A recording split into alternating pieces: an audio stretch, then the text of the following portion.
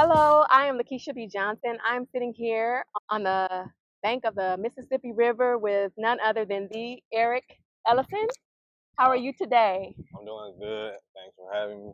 Of course, Eric's very special. He has an amazing story. He is starting his first week here at Southern University, and not only that, he's my nephew, and I just am delighted to be sitting here talking to him. So what's going on? Tell us why we're here. Um, in about maybe 30 minutes, I'm about to start my first day of band camp. I'm in the marching band. I'm on the drum line. I'm going to Southern University on a partial band scholarship. I just finished my summer program. I was part of the Jaguar Success Academy. Finished that, so now I'm starting band camp in about 30 minutes. Actually, once we get done with this, um, that's what I got going on right now. That's great. So, how does it feel to be starting your first year of college all the way in a new state? Um, it feels really good. It almost feels surreal, but it feels good. I came a long way. Um, And it's you been have, yeah, it's been a journey. you Um, have. Yeah, well, we are so proud of you. This is every parent, every aunt, every praying mother, grandmother's dream to realize, this moment right here. It does feel almost like a dream because we kind of been through a lot, yeah, you know? yeah. That's why I don't really know what to say about how I feel being here right now. I've been on the move so much. I moved from LA to Atlanta, went back to Atlanta, and then had to move to BR for the summer program. Yeah. Move out my summer dorm, move into my dorm for band camp. I just been on the move so much. I ain't really had the time to really like sit down and think about, you feel me, where I'm at right now in the position I'm in. But it still feels good. And just moving along. So, you in the band, what instrument do you play? Want to tell? I play the snare drum on the drum line. For those who may not know what that is, if you've seen the movie Drumline with Nick Cannon, that's the drum that he plays. I play that one. It's called the snare. I heard you called on those drums. Cold enough to get some money. Man, and you didn't just get one scholarship. How many? How many did you get? Like about? I got I got I got my band scholarship. The band scholarship, they waived my out of state tuition, so I don't gotta pay no out of state tuition. Yeah, right. And I'm Yeah. saying you had like multiple schools that were after you Oh for yeah, yeah. Oh, you scholarships, talking so about you my? had to make a Oh yeah, choice. you talking about my offers? My offers. Yeah. Yeah, yeah. I auditioned for Clark Atlanta. I auditioned for Mississippi Valley State University. I auditioned for Bethune Cookman. I auditioned for some other schools. I can't think of them Right. all off the top of my head, but it's more of them. But those are the Right. ones that I can remember. But I just remember the blessings pouring in. It was like you had a choice. You had a choice. You had options, and it was just amazing to see all those scholarships rolling in. And so, before we get into the details of everything, what made you pick Southern University out of all the schools? the reason I picked Southern, well, y'all know I'm from Los Angeles. There's not really no HBCU culture in Los Angeles, so me being from Los Angeles, I was interested in being in the drum line because I already played drums, so I wanted to be in the drum line uh, since middle school. I wanted to be on the college drum line since middle school. So being from LA, there's no HBCU culture there, so I wanted to choose the most HBCU possible, and so Southern This is it. is down here in Baton Rouge, the as south as you can get, Louisiana. I was looking at videos of their campus life, and everybody turning up, partying, and the Greek life, and just everything that HBCU has to offer, Southern has to offer it. And then the fact that I played drums and me being in the band at the high school that I was at in Atlanta, um, Southern came and auditioned people there, and so I really just like, you feel me, the campus and everything about Southern, and then the fact that they got one of the number one HBCU bands was just a plus. So it was like this was the one, and then audition, and I got some scholarship money. That was my first audition. That was my very first audition. Yeah, yeah. It was kind of like it was meant to be. I mean, I'm watching the journey and I'm like, wow. So I have a question to ask you.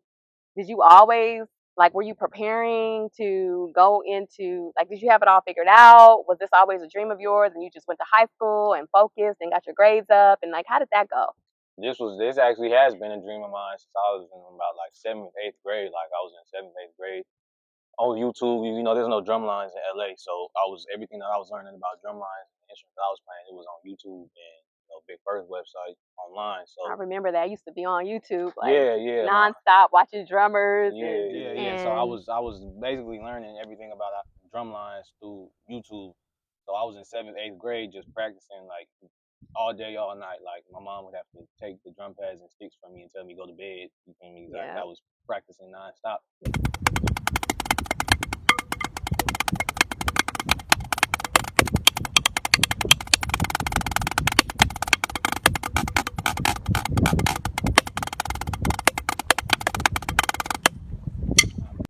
So I didn't originally want to go to Southern when I was in middle school.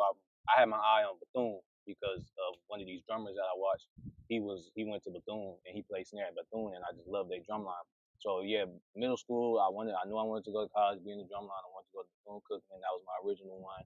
But around the time I got into high school, that's when I started like getting distracted. I veered off. I got infatuated with distractions and other stuff. Stuff that was all the bad stuff. So, and I took a break from drumming for a minute. Like I wasn't.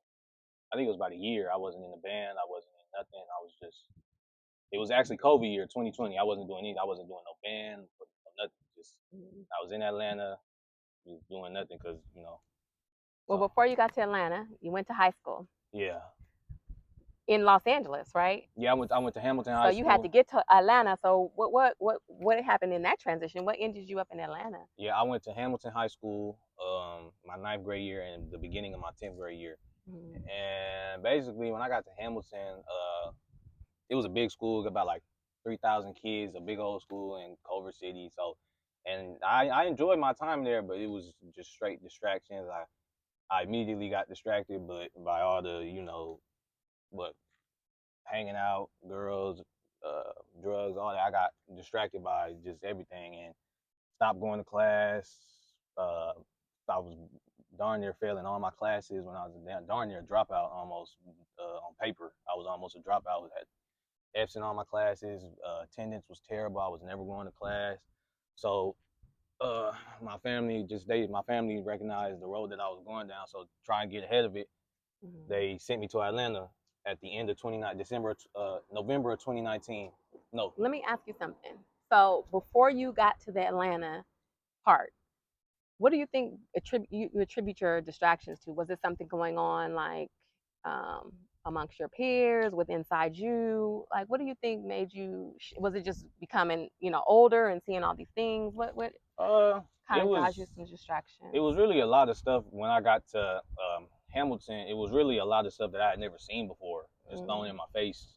If anybody know about Hamilton, you know about Hamilton. You know how Hamilton get And down. you had went to like smaller schools, right? Yeah, Like yeah. where it I wasn't grew up. really. Yeah, yeah. I grew up going to either private schools or charter schools. So when I got to Hamilton, which was a huge public school, high school, it was a bunch of.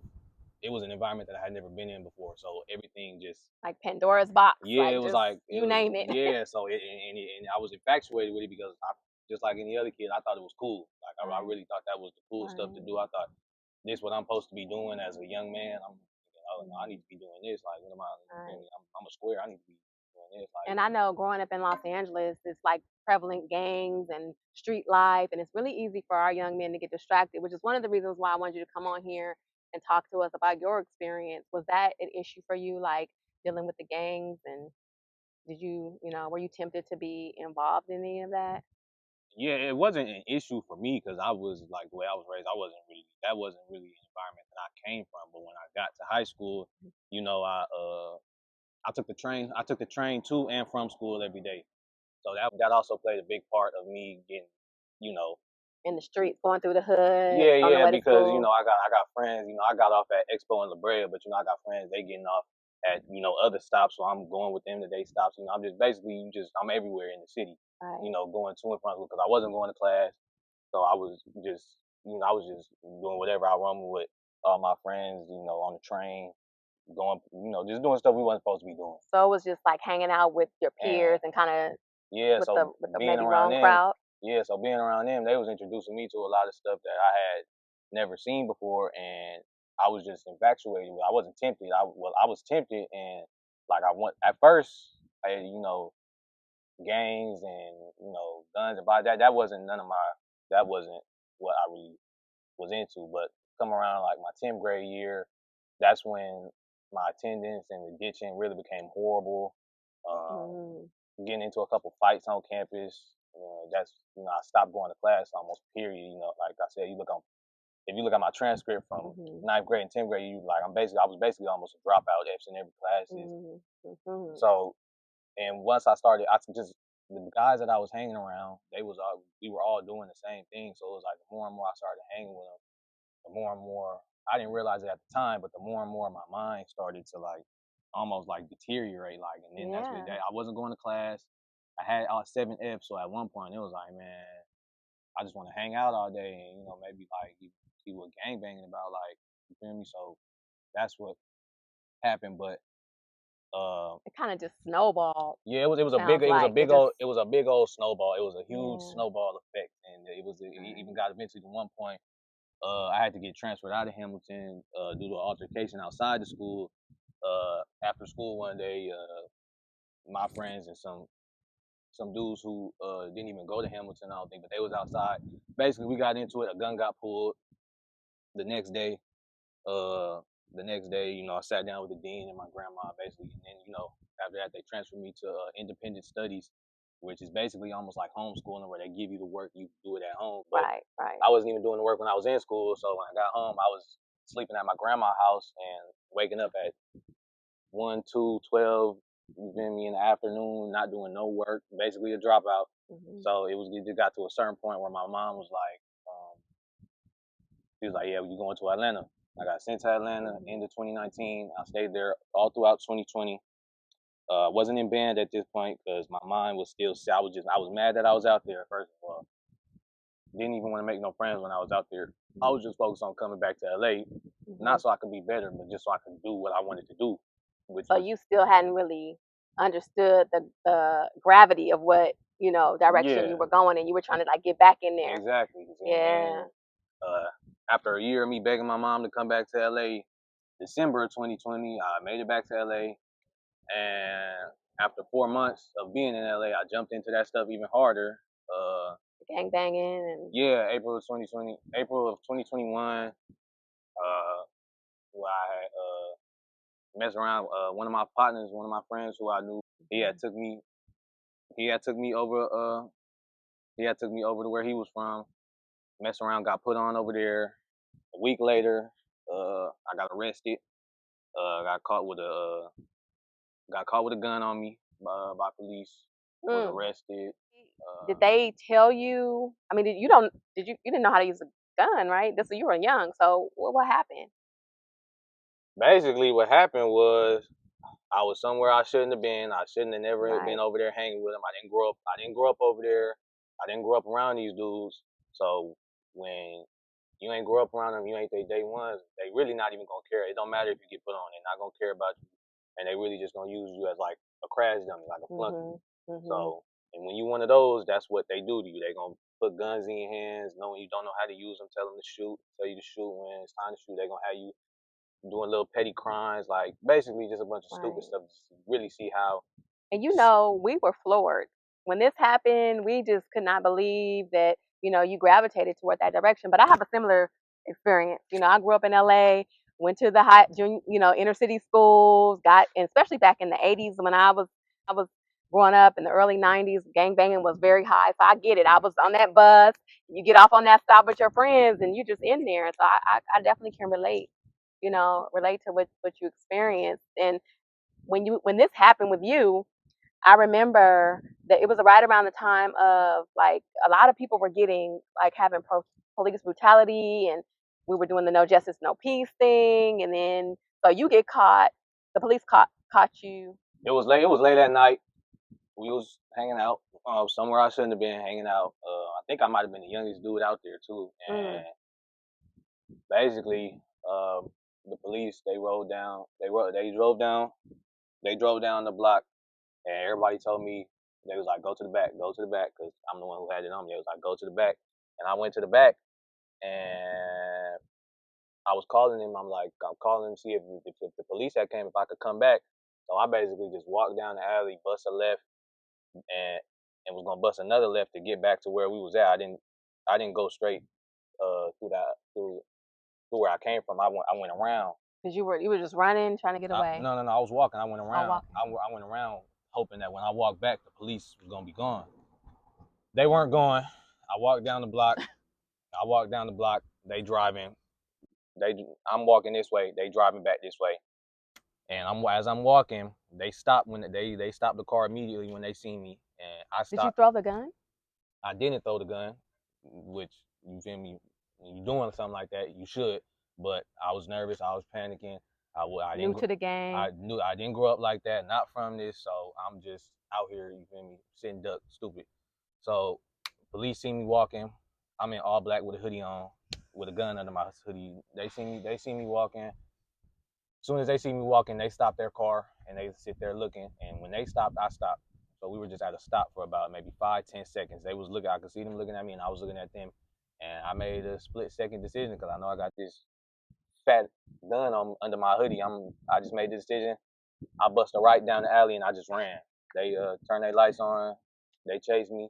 I didn't get far because it was night. I didn't know the area. I didn't know where I was going. I know I had this gun on me and I had to run. I bust that right. They start chasing me in the car. I bust a right down the alley. I bust a left, and it's a dead end. It's a boarded up dead end with junkies back there. It was just a dead end. I could not make it through no type of way. They get out the car. They hop out the car. My back is to them because I was scared to turn around because I know I got this gun on me. Oh my God. And they hop out and they was like, turn around. They was like, put your hands up and turn around. And the gun wasn't small enough for me to have in my waistband, so I had to hold it under my hoodie because of the magazine. So I turned around, but I turned around with one hand up. But when I turned around, I didn't see any. It was nighttime and we was in the alley, so I didn't see nothing but flashlights in my face. So wait. But I know they had their guns on me. Knowing what just had happened with the kid that got killed like the week before by the police for having a gun, everything with George Floyd, all that was going on. What was going through your mind at that moment? You said that you were with your back to them, and they hopped out, told me to put my hands up and turn around. I turned around with one hand up because I'm holding this gun with this drum on it. I turned around with one hand and immediately they was like, drop it. I'll fucking shoot you. I'm gonna shoot you. I'm gonna shoot you. So I basically pulled the gun out my hoodie and I dropped it on the ground, and by the grace of God, they didn't shoot me, which they could have, but they didn't shoot me. They told me turn back around, get on my knees, and put my hands behind my head. You know, they took me to 77th Street Police Station. They was gonna send me to some little juvenile facility or whatever, but they pulled up my record. My record was clean. Called my mom. Mom came pick me up, and that was really it. And that's how I ended up in Atlanta the second time. And after that experience, I realized, I'm like, man, it ain't what it all the streets, all the fast money streets, gangbanging is not what it's hyped up to be at all. Wow. You feel me? Would you say that was your God moment when you? What was it like? What part was like the most turning point when you thought back on what had happened that night? Was it when the police were chasing you? Was it when you were sitting? Were you in the cell at jail cell? Yeah, they had me in a little holding cell for some hours. I did the whole little processing thing, fingerprint, mugshot. Then they had me in the holding cell for some hours. So my mom came in, picked me up. But what was your aha moment when you were just like, you know what, this? My aha moment was really when I got to Atlanta for the second time and I joined the band because. Thank God for that band. When I joined the band, because at the time, even after my mom had came and picked me up, I was really feeling good about myself because, you feel me, I was just a bad kid who didn't come from that. I was just a bad kid. So, you feel me, I was really feeling like that guy. I'm like, oh, I got a mugshot now. I just got arrested. I'm him. But that was my mindset at the time. I was like, you feel me? I wasn't scared or nothing. I was like, dang, I'm in a holding cell. Like, this what's up. Like, I just took a mugshot. Like, this one I'm supposed to be like, yeah. And then I got to Atlanta and I joined the band program, which wasn't even my decision. If it was up to me, I probably wouldn't have joined the band because I didn't want to do nothing but get back to LA so I could, you feel me? Because I'm like, dang, I'm from over there now and I'm all the way in Atlanta, you feel me? This is not where I'm supposed to be. But I joined the band program, met my band director, Mr. Bailey, met a band chaperone, Mr. Smallwood, two very influential guys in my life, guys that I look up to. Thank God for them. black men that I look up to, and they really being in the band and being in that positive environment really just warped my mind, and it made me realize like, damn, what you was doing, like this, like that's nothing, like. Was that when you went back that time? Was that when you were in the NAACP marching band that time? Yeah, the NAACP parade. Yeah. So when Yeah. I went to Atlanta the second time, I joined the little band summer camp, and my first ever time marching in the drum line was the NAACP parade in Fairburn, Georgia, uh, through the South Fulton Band Camp. Uh, You know, when I saw that picture of you in that band, marching band, everything just came together because I've been watching you study the drums all your life. yeah, You know, you were in all Quincy Jones camp and the Shea Walsh Institute and all those things that had already been, your foundation had already been laid. And then there you were getting ready to go to jail of all things and just in this yeah, life. And I don't know if you know, but we were just on edge to say the least. And just to see that transition when I saw you standing there in that marching band with that NAACP shirt on, I just was like, you know what? This is nothing but God. And the fact that that was your moment, you know, for real. It's like yeah, I the rest is history. the rest is history, and from there Yeah. I stayed in the marching band because the marching band really Creekside March. Oh yeah, shout out to Sounds of Seminoles Creekside Marching Band. Everybody go follow them on Instagram. Creekside Bands, uh, Sounds of Seminoles. That's Creekside High School's marching band. That's the school where I graduated from. That's where I marched at. That's the high school. That's a band program that exposed me to traveling, music. I was able to go to Washington D.C., march in the parade in Washington D.C.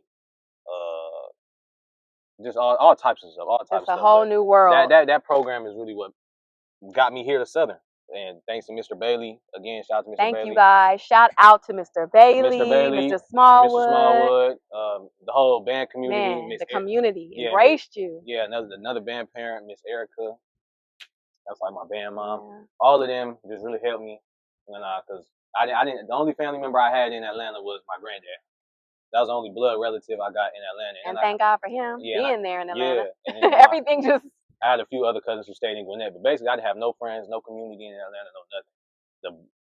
The the band community was my community. Mr. Bailey, Mr. Smallwood, Miss Erica, the whole band program, Sounds of Seminoles.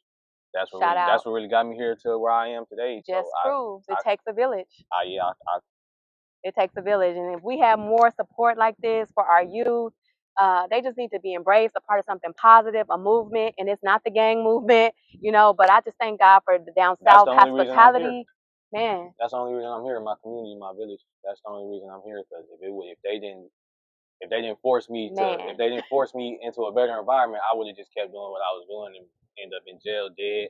Man, we came out the woodworks on your butt. So Yeah, it was it's a crazy experience, and it just let me know that everything happens for a reason, and that God has a plan, and it all comes together. And you know, how has that affected your faith at all? Just I know you got into an environment where they were praying, and that might have been a little new for you. So just really, I grew up in church and Baptist school and all that.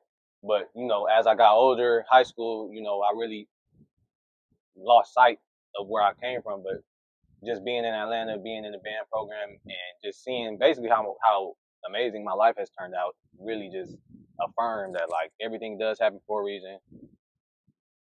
God does work in mysterious ways. Because if I hadn't did what I did in LA, got arrested, stopped going to class, I probably wouldn't have.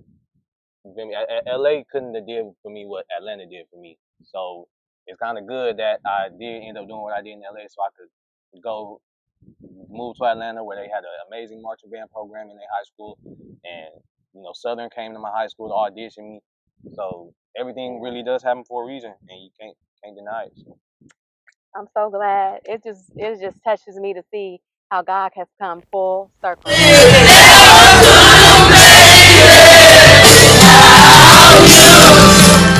And while you think your world is falling apart and everything is going on, he's still working behind the scenes. And this was like a perfect example of that.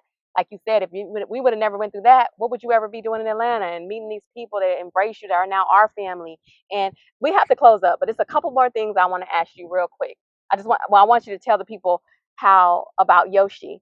I was on Atlanta Drum Academy. Everybody knows, if you pay attention to HBCU marching band culture, anything, everybody knows about Atlanta Drum Academy. I was watching them on YouTube in about 2017, and uh, one of their main participants, he not in it now because he an adult, he in Clark, but one of their main participants back then in 2017 was a dude named Joshua Smallwood. That's like my right hand partner. Shout out to him.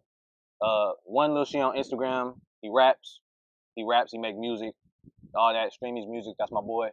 But he was in about 2017 when I was watching him on YouTube. He was on the YouTube videos, playing the drums in Atlanta Drum Academy. So basically, I used to watch him on Atlanta Drum Academy.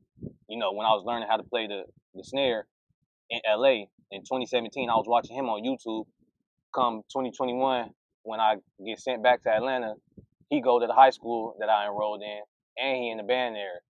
And that ended up being like one of my close partners for real. Like, that was a miracle. That was just one of those moments where you're like, you know what? I know God has His hand.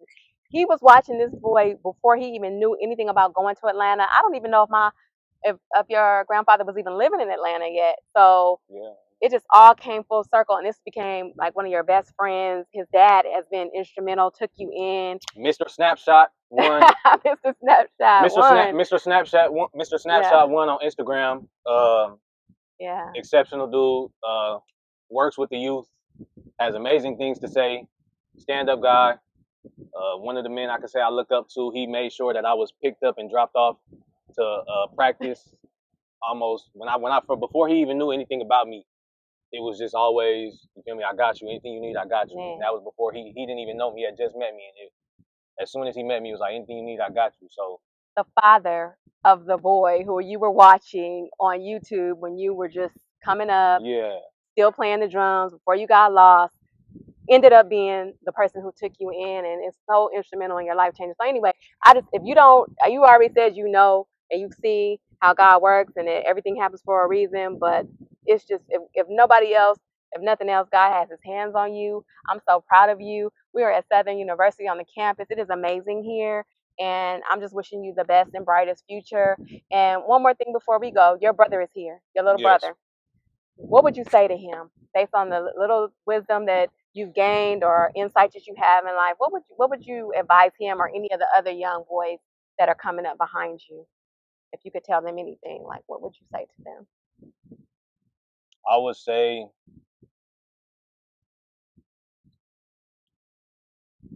know who you are, but when you that age, you don't know who you are. You're trying to find yourself.